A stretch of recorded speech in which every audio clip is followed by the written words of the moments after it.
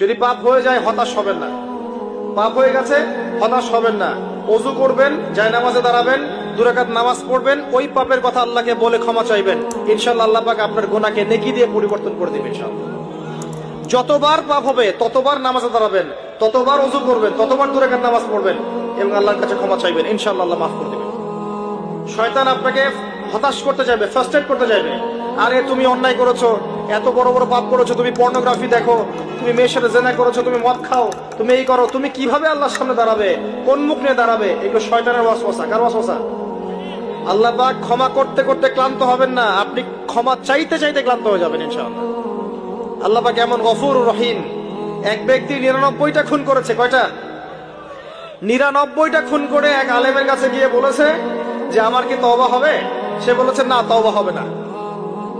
সে বলেছে কি তওবা হবে না। সে আলেম ছিল না, সে আবেদ ছিল। আবেদ মানে ইবাদত করতে বেশি বেশি, খুব বেশি জ্ঞান ছিল না। আমাদের মতো আমরা কিন্তু ইবাদত বেশি করি, জ্ঞান খুব কম। তো সে ছিল আবেদ, সে বলেছে না তওবা হবে না।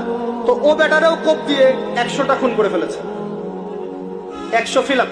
এবার সে চিন্তা করছে যে আমি কি করব। আরেকজন আলেমের কাছে গিয়ে বলছে আমি 100টা খুন করেছি, তওবা হবে?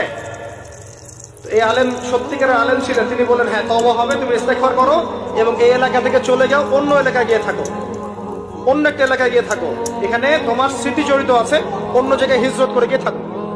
তো সে ব্যক্তি চলে গেল, যাওয়ার পথে তার মৃত্যু হয়ে গেছে।